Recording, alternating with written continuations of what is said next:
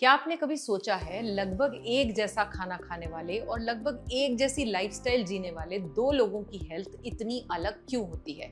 किसी को हमेशा एसिडिटी रहती है, किसी को बार बार कॉन्स्टिपेशन, किसी को माइग्रेन, किसी को थायराइड, किसी को एंजाइटी और कोई हर समय फियर और इनसिक्योरिटी में जी रहा है। तो किसी का तो गुस्सा ही कंट्रोल नहीं होता।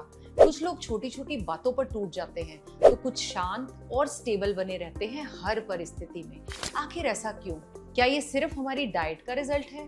क्या ये केवल हार्मोन्स का खेल है, या फिर क्या हमारे शरीर में कोई ऐसी एनर्जी भी काम करती है जिसके बारे में हम कम जानते हैं? योग केवल शरीर को स्ट्रेच करने का नाम नहीं देता। योग हमारे स्थूल शरीर यानी फिजिकल बॉडी के साथ साथ हमारे सूक्ष्म शरीर यानी एनर्जी बॉडी की भी बात करता है। और इसी सूक्ष्म शरीर में होते हैं 7 मेन एनर्जी सेंटर्स, जिन्हें हम 7 चक्रास कहते हैं। ये केवल आध्यात्मिक विषय नहीं है। योग और आयुर्वेद के अनुसार हमारे विचार, हमारी भावनाएं, हमारा व्यवहार, हमारी बीमारियां इन ऊर्जा केंद्रों से जुड़ी मानी जाती है। अब मैं ये बिल्कुल नहीं कह रही कि हर बीमारी का कारण केवल चक्रा होता है, लेकिन कभी सोचा है कि भोजन सही है, कह रहे हैं रिपोर्ट्स भी नॉर्मल है, दवाइयां भी चल रही हैं, फिर भी आपको लगता है कि कुछ न कुछ अभी भी कमी है? तो शायद अब समय है अपने शरीर को एक नए एंगल से समझने का। आज इस वीडियो में हम मूलाधार से लेकर सहस्त्रार तक 7 चक्रों को बहुत ही सरल भाषा में समझेंगे। हर चक्रा हमारे शरीर और मन के किस भाग से जुड़ा है, उसके इम्बैलेंस के क्या सिम्टम्स हैं, और सबसे इम्पोर्टेंट, उन्हें ठीक करने के लिए हम अपनी डेली रूटीन में कौन कौन सी सिंपल हैबिट्स अपना सकते हैं, कौन सा भोजन खाकर ठीक कर सकते हैं, ये सब इसमें होगा। और वीडियो के अंत में मैं आपको एक सरल साधना भी बताऊंगी, जिसे रोज केवल 10 मिनट करके आप सभी 7 चक्रों पर एक साथ पॉजिटिव इम्पैक्ट भी डाल सकते हैं। तो आइए बिना किसी देरी के शुरू करते हैं।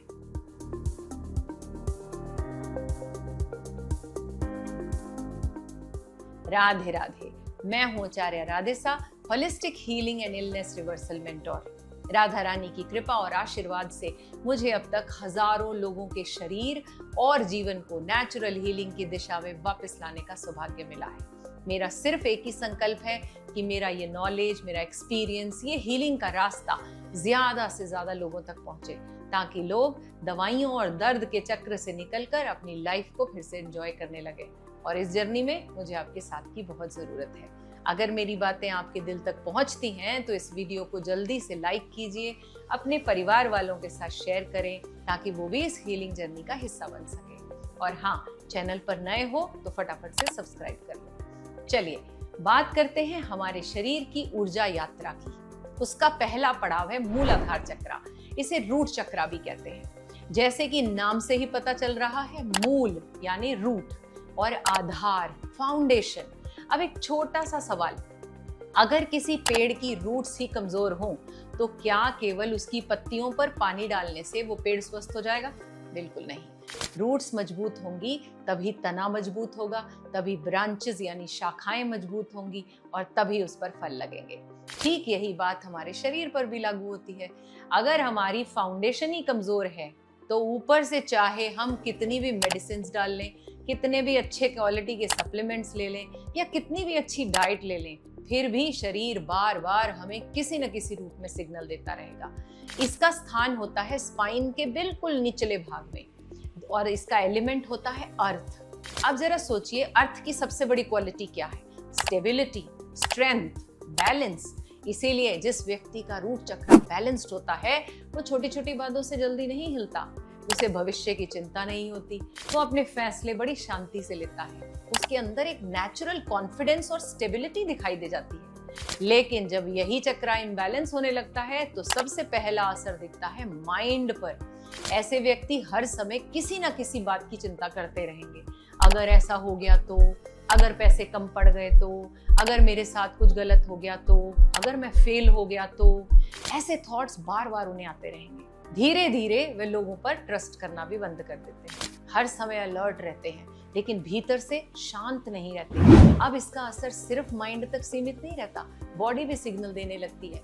बार बार ऐसे लोगों को कॉन्स्टिपेशन हो जाएगी, लोअर बैक पेन होगा, हिप पेन, घुटनों में दर्द, पैरों में भारीपन, बॉडी में लथार्जी, जल्दी थक जाना या रात को अच्छे से नींद ही ना आना, ये सभी ऐसे संकेत हो सकते हैं कि आपकी फाउंडेशन को थोड़ी मजबूत करने की जरूरत है।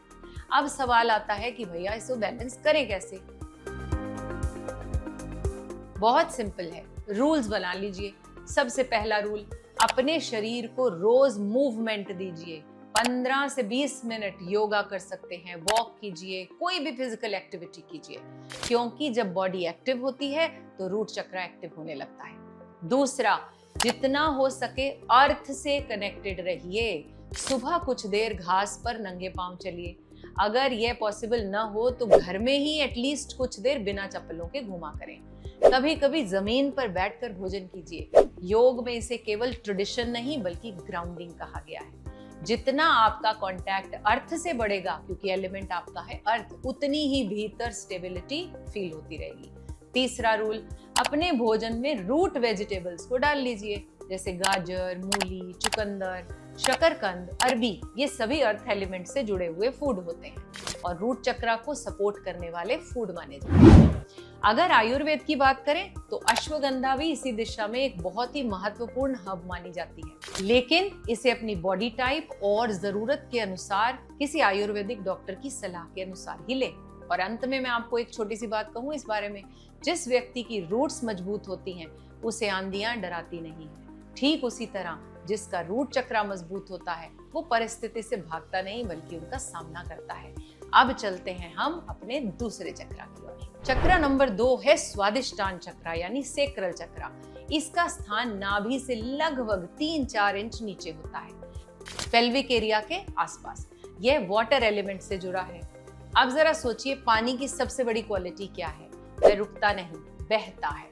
जहां फ्लो है वहीं जीवन है, लेकिन जहां पानी रुक जाता है वहां सड़न शुरू हो जाती है। ठीक यही बात हमारी इमोशंस पर भी लागू होती है।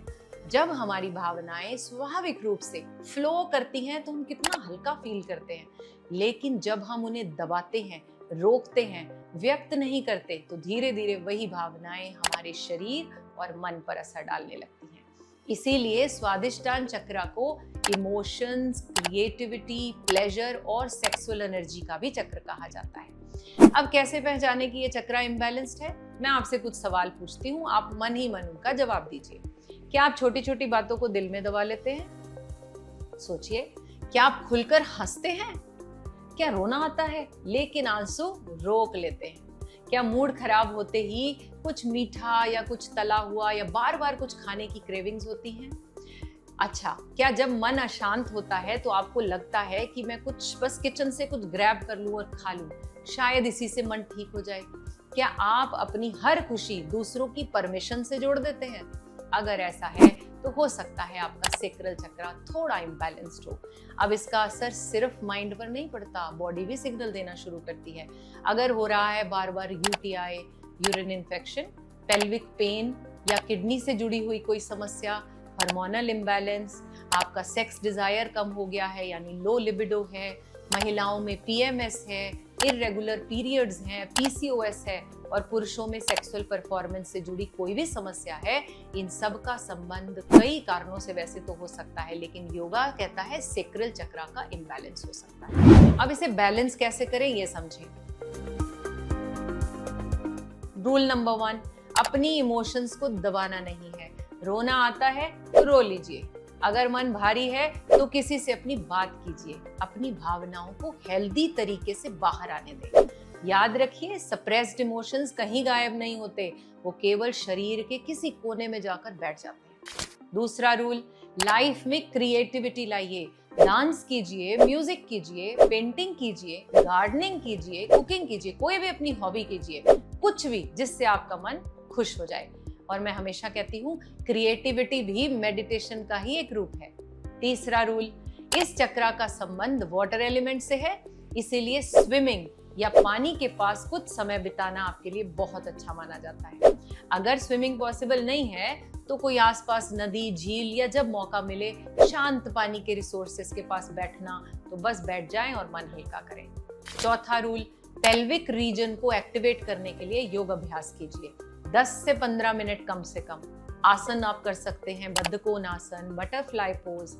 चलो अब बात करें डाइट की। अगर आप चाहते हैं कि सेक्रल चक्र संतुलित रहे तो अपने भोजन में कौन सी चीजें डालनी है?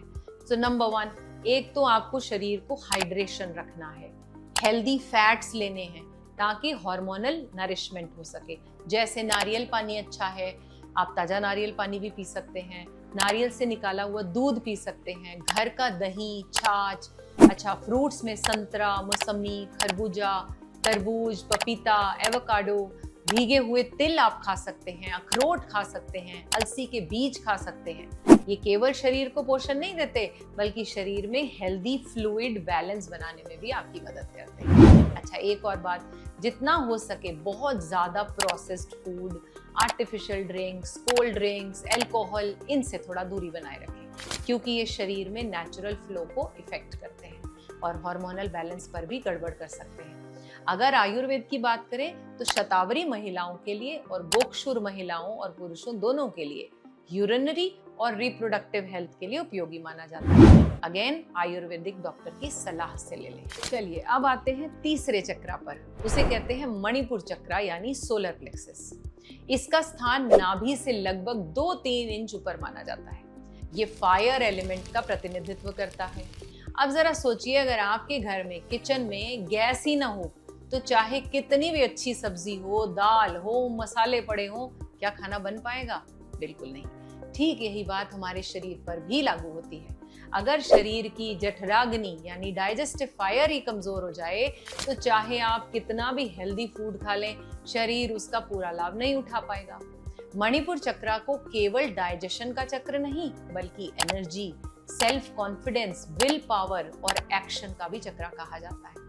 अब कैसे पहचाने कि ये चक्र इम्बैलेंस्ड है? मैं आपसे अगेन कुछ सवाल पूछती हूँ, मन ही मन उत्तर दीजिए। क्या आप हर काम को कल से शुरू कर लूंगा कहकर टाल देते हैं? क्या आपको पता होता है कि ये सही है लेकिन फिर भी उसे करने की इच्छा नहीं हो रही? जैसे योग, पता है सही है, कल जरूर करूंगी। क्या बार बार जंक फूड खाने का भी मन करता है? क्या आप वेट लॉस शुरू करते हो लेकिन कुछ ही दिन बाद छोड़ देते हो? क्या थोड़ा सा स्ट्रेस आते ही आपका सेल्फ कॉन्फिडेंस डगमगाने लगता है? अगर इनमें से कई बातें आपके साथ जुड़ रही हैं तो हो सकता है आपका मणिपुर चक्र कमजोर हो। अब इसका असर बॉडी पर कैसे दिखाई देता है? बार बार acidity, gas, bloating, indigestion, slow metabolism, weight बढ़ना, फैटी लिवर, ब्लड शुगर इसका ऊपर नीचे होना या फिर बार बार शुगर क्रेविंग्स, ये सब इसके संकेत हैं कि आपकी डाइजेस्टिव फायर की सपोर्ट की जरूरत है। अब इसे बैलेंस कैसे करें? नियम नोट करें। पहला, अपनी कोर पर काम कीजिए, कोर पर मजबूती लाइए क्योंकि यही आपके शरीर का पावर हाउस है।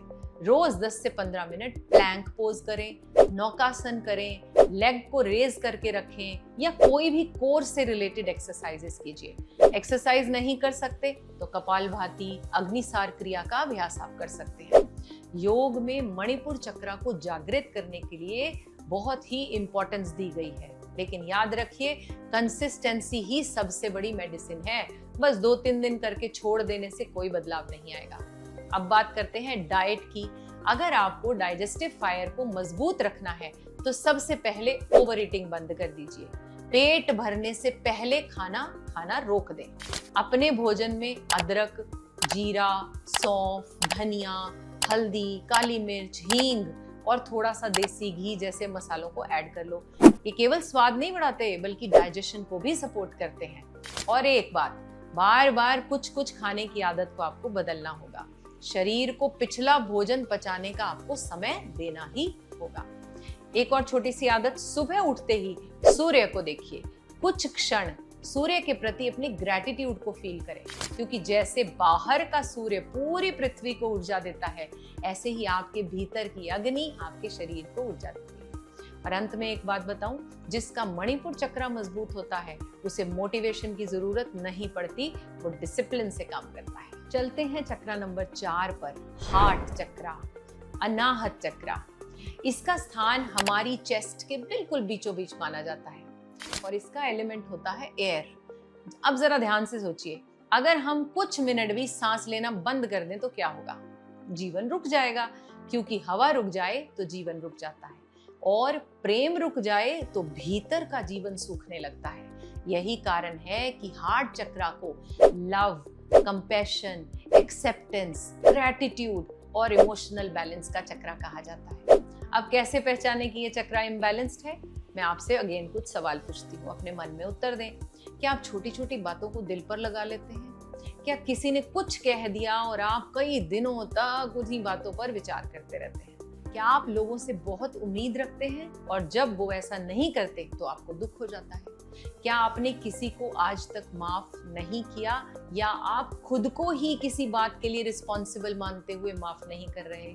अगर इनमें से कई बातें आपकी जुड़ती हैं तो समझ लीजिए हार्ट चक्रा थोड़े से बैलेंस की जरूरत है। चलिए जाने बॉडी कैसे बताती है कि ये चक्रा बैलेंस में नहीं है। आपको चेस्ट टाइटनेस लगेगी, सांस लेने में घबराहट, हाई लो ब्लड प्रेशर, बार बार पेल्पिटेशन होना, एंजाइटी होना या बिना किसी कारण मन का भारी सा रहना, ये सारे सिम्टम्स बताते हैं कि बैलेंस की जरूरत है। कैसे करें बैलेंस? रूल नंबर 1, एक्सपेक्टेशंस को थोड़ा कम करो, एक्सेप्टेंस को बढ़ा दो। याद रखो, हम अक्सर लोगों से वैसा व्यवहार चाहते हैं जैसा हम उनके साथ करते हैं, लेकिन हर व्यक्ति अपनी समझ, अपने संस्कार और अपनी परिस्थिति के अनुसार ही व्यवहार करता है। जिस दिन हम दूसरों को बदलने की कोशिश छोड़ देंगे, उसी दिन हमारा मन हल्का होना शुरू हो जाएगा। दूसरा रूल, फॉरगिवनेस सीखिए। फॉरगिवनेस का मतलब ये नहीं कि जिसने गलत किया वो सही हो गया। फॉरगिवनेस का मतलब है मैं अपने दिल का बोझ उतार रहा हूँ, क्योंकि जिसे आप वर्षों से अपने मन में पकड़कर बैठे हैं उसका सबसे ज्यादा नुकसान आप ही को हो रहा है। तीसरा रूल, हर दिन कम से कम 5 लोगों के लिए दिल से शुभकामनाएं भेजें, चाहे वो अपने हों या नहीं हो। कोई भी ऐसा व्यक्ति जिसको आप मन से लगता है जुड़े हुए हैं, मन ही मन कहें आप स्वस्थ रहें, आप सुखी रहें, आपका जीवन मंगलमय हो, और विश्वास कीजिए ऐसा करने से आपका हृदय हल्का होने लगेगा। चौथा, बात करते हैं योगा की। हार्ट चक्रा को बैलेंस करने के लिए आपको ऐसे आसन करने हैं जिसमें चेस्ट ओपनिंग हो, जैसे भुजंगासन, मत्स्यासन, उष्ट्रासन, सेतुबंधासन, और गहरी सांसों का अभ्यास आपने ज्यादा करना है। डाइट में बात करें, क्या करना है? अपने भोजन में हरी पत्तेदार सब्जियां ऐड करें। इस चक्रा का रंग भी हरा होता है, तो कौन सी सब्जियां? पालक, मेथी, सरसों, चौलाई, हरा धनिया, आंवला लीजिए, तुलसी, अनार, मौसमी का फल, ये सब आप रेगुलरली यूज कर सकते हैं। अंत में मैं आपको ये एक छोटी सी बात कहना चाहती हूँ, दिल की सबसे बड़ी बीमारी ब्लॉक्ड आर्टरीज नहीं, ब्लॉक्ड इमोशंस भी हो सकते हैं। बात करते हैं 5वें चक्रा की, यानी थ्रोट चक्रा, विशुद्ध चक्रा। इसका स्थान हमारे थ्रोट रीजन यानी गले में माना गया है। अब जरा सोचिए, अगर किसी इंसान को अपनी बात कहने का अवसर ही ना मिले तो सबसे ज्यादा घुटन कहाँ होती है? गले में, क्योंकि गला केवल खाना निगलने का रास्ता नहीं है, ये हमारे विचार, हमारे इमोशंस, हमारी सच्चाई को बाहर लाने का भी माध्यम है। इसीलिए इसे विशुद्ध चक्रा कहते हैं। ये कम्युनिकेशन के लिए है, ये ट्रुथ बताने के लिए है, सेल्फ एक्सप्रेशन और ऑथेंटिसिटी का चक्रा है। अच्छा, एक एग्जाम्पल से समझते हैं। क्या आपने कभी प्रेशर कुकर देखा है? अगर उसकी भाप समय पर बाहर निकलती रहे तो सब कुछ आराम से काम हो रहा है, लेकिन अगर वही भाप बाहर निकलने का रास्ता न पाए तो प्रेशर बढ़ता ही जाता है।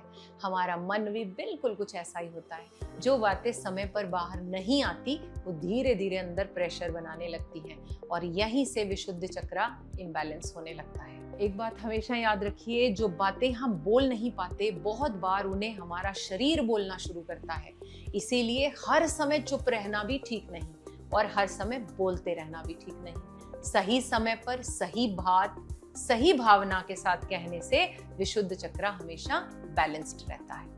ऑलराइट, अब इसका असर बॉडी पर कैसे दिखाई देगा मैं बताती हूँ।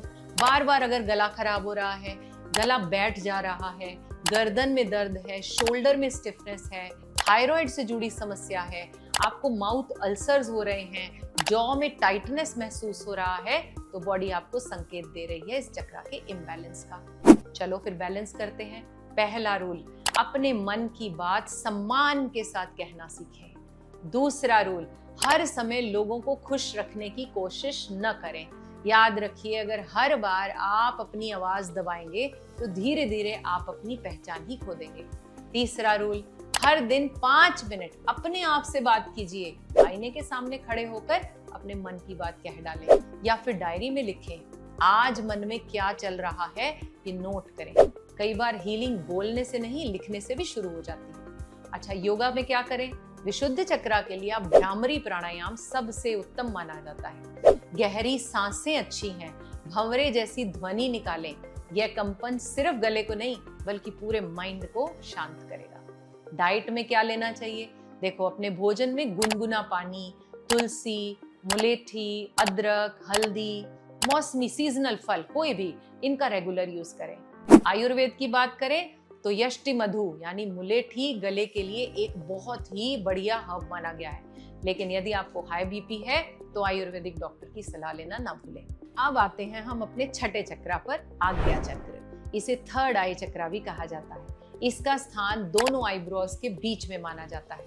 अब जरा सोचिए, आज की दुनिया में सबसे कीमती चीज क्या है? पैसा? नहीं। समय?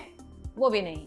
आज की सबसे कीमती चीज है फोकस। जो फोकस्ड रहता है वो ही सही निर्णय लेता है और जीवन में आगे भी बढ़ सकता है, स्पेशली इस समय पर जब डिस्ट्रैक्शंस कितने ज्यादा हैं।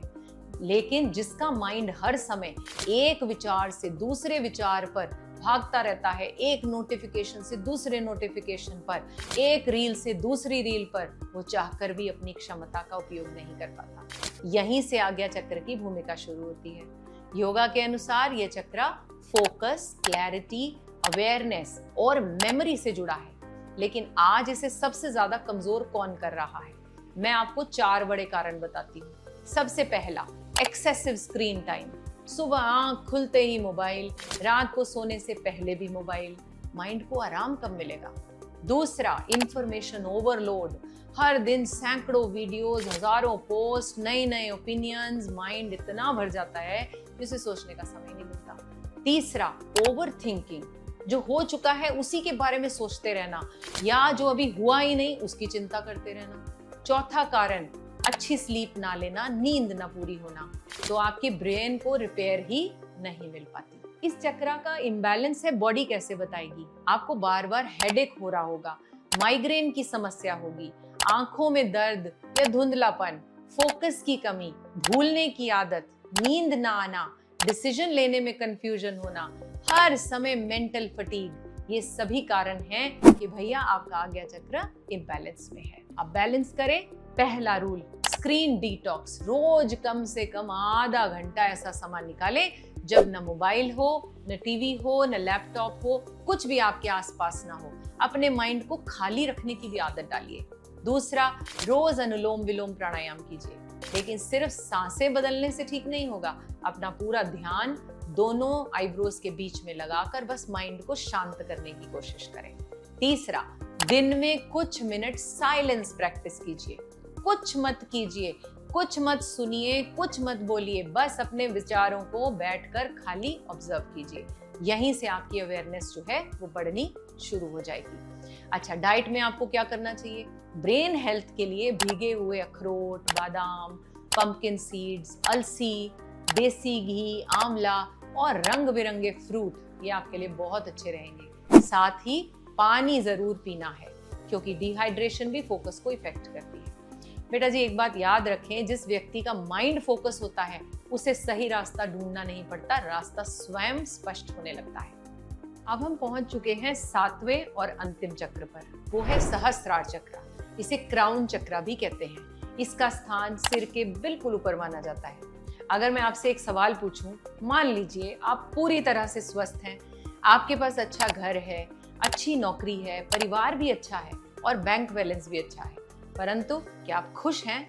शायद नहीं, क्योंकि सुख और शांति 2 अलग अलग बातें हैं।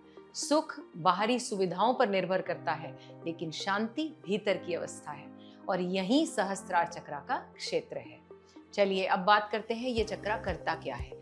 योगा के अनुसार ये चक्र इनर विजडम, इनर पीस, भरोसा यानी फेथ, पर्पस ऑफ लाइफ और हायर कॉन्शियसनेस से जुड़ा माना जाता है। जब यह बैलेंस होता है तो इंसान हर परिस्थिति में शांत रहना सीख जाता है। उसके जीवन में लक्ष्य तो होते हैं, लेकिन उन लक्ष्य को लेकर बेचैनी नहीं होती।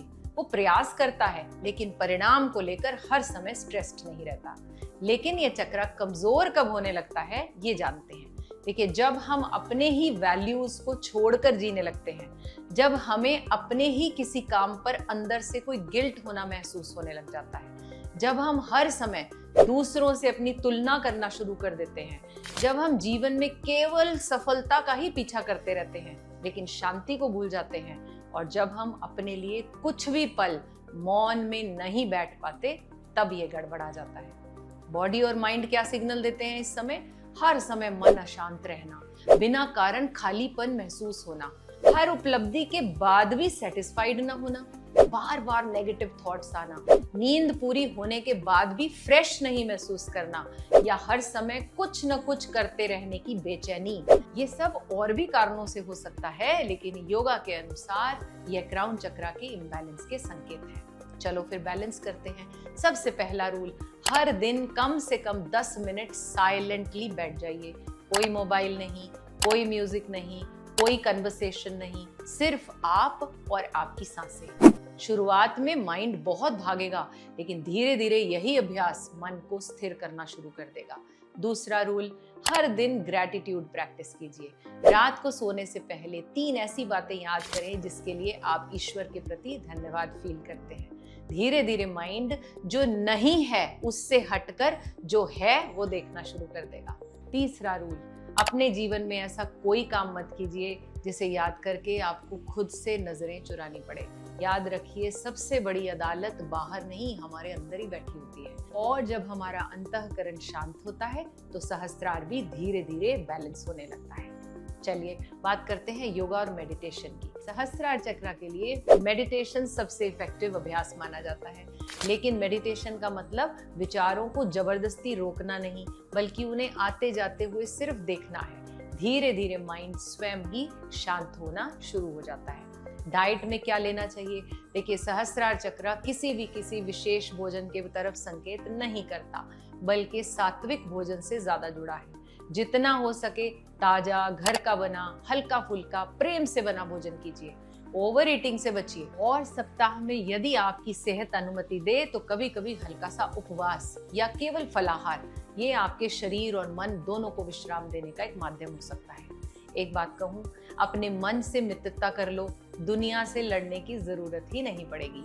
चलो अब एक ऐसा प्रश्न जो अक्सर हमसे लोग पूछते हैं, मेरे तो 4-5 चक्रों के लक्षण हैं, अब मैं क्या करूं? या फिर एक साथ कई चक्रास भी क्या इम्बैलेंस हो सकते हैं? इसका जवाब है जी हाँ, बिल्कुल हो सकते हैं। असल में हमारे सातों चक्रा अलग अलग कमरे नहीं हैं जो एक दूसरे से अलग हैं, ये तो एक ही घर के 7 अलग अलग हिस्से हैं। अगर घर की फाउंडेशन कमजोर हो जाए तो असर सिर्फ नीचे ही नहीं रहता, धीरे धीरे पूरे घर में दिखाई देने लगता है।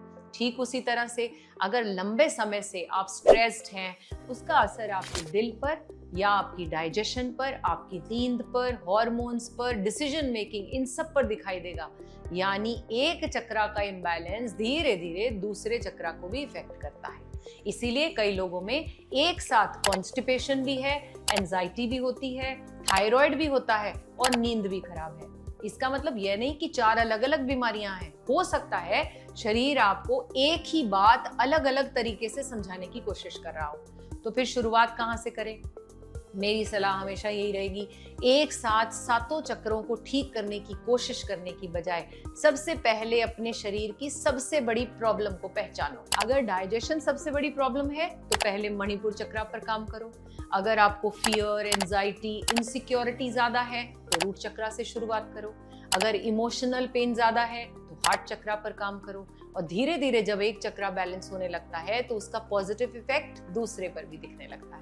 और सबसे अच्छी बात क्या है, योगा की कुछ ऐसी प्रैक्टिसेस भी हैं जो केवल एक चक्र पर नहीं बल्कि पूरे एनर्जी सिस्टम पर एक साथ काम करती है। ऐसी ही एक बहुत सिंपल और एक्सट्रीमली इफेक्टिव प्रैक्टिस मैं आप बहुत सालों से खुद भी कर रही हूँ और अपने स्टूडेंट्स को भी सजेस्ट करती हूँ, वो है ओम का उच्चारण। चलिए अब समझते हैं कैसे सिर्फ कुछ मिनट का ओम चैंटिंग सातों चक्रास पर पॉजिटिव इम्पैक्ट डालेगा। बेटा जी, योग में ओम को केवल एक शब्द नहीं माना जाता बल्कि एक आदिनाद यानी साउंड माना गया है। ऐसी ध्वनि जिससे संपूर्ण सृष्टि की ऊर्जा का प्रतीक माना जाता है। जब हम लंबी, धीमी और एक स्टेबिलिटी के साथ, सजगता के साथ ओम का उच्चारण करते हैं तो केवल आवाज नहीं निकलती, पूरे शरीर में एक सूक्ष्म कंपन महसूस होता है। अगर आपने कभी शांत मन से लंबा ओम उच्चारण बोला हो तो आपने महसूस पक्का किया होगा कि उसकी जो वाइब्रेशन है वो सीने में, गले में, यहाँ तक कि सर तक महसूस होती है। यही कारण है योग में ओम चैंटिंग को मन को स्टेबल करने, सांसों को लंबा करने और ध्यान की तैयारी के लिए बहुत इंपॉर्टेंट मानते हैं। इसे करना कैसे चाहिए? हमेशा सीधा बैठें, रीढ़ की हड्डी को सीधा कर लें, आंखें बंद करके करें, लंबी गहरी सांस भरें और फिर उसे जितना हो सके धीरे धीरे सहजता के साथ निकाल दें। और उतनी देर जब आप एक्सहेलेशन करते हैं उतनी देर ओम का उच्चारण करें। ध्यान रखें, आवाज ना तो बहुत तेज होना चाहिए, ना ही बहुत धीमी, बल्कि इतनी हो कि उसकी वाइब्रेशन आप फील कर सकें। फिर कुछ सेकंड शांति से बैठना है और दूसरी बार दोहराइए। देखिए, शुरुआत 5 मिनट से कीजिए, धीरे धीरे आप उसे 10 मिनट तक ले जा सकते हैं। याद रखिए, योग में केवल ओम उच्चारण इतना महत्वपूर्ण नहीं है, बल्कि उसके बाद आने वाली शांति को सुनना भी इम्पोर्टेंट है, क्योंकि कई बार उत्तर ध्वनि में नहीं होते, ध्वनि के साथ मौन में होते हैं। तो मतलब ओम उच्चारण किया, फिर उसकी ध्वनि को महसूस किया, फिर उच्चारण किया, फिर ध्वनि को महसूस किया। बस इतना ही कहना चाहूंगी अंत में कि हमने आज 7 चक्रों की बात की, लेकिन इस वीडियो का उद्देश्य आपको ये बताना नहीं था कि हर बीमारी सिर्फ चक्रास की वजह से है। ये कहना भी नहीं है कि केवल चक्रा बैलेंस करके हर रोग ठीक हो जाएगा, बल्कि इस वीडियो का उद्देश्य केवल इतना है कि शरीर, मन, भावनाएं, सांसें और लाइफस्टाइल इन सब से भी जुड़ा हुआ होता है। जब हम इन सभी पर थोड़ा थोड़ा काम करना शुरू करते हैं तो शरीर भी बदलता है, मन भी और जीवन भी। हमेशा याद रखिए, योग केवल शरीर को मोड़ने तोड़ने की कला नहीं है, योग स्वयं को जोड़ने की प्रक्रिया है। राधे राधे।